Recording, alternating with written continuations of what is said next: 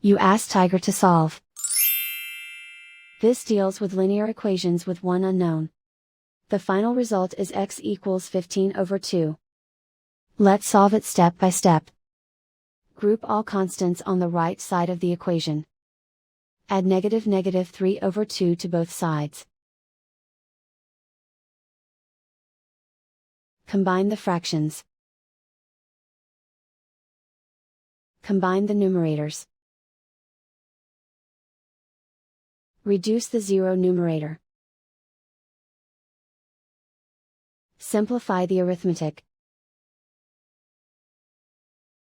Convert the integer into a fraction. Combine the fractions. Combine the numerators. And so the final result is x equals 15/2.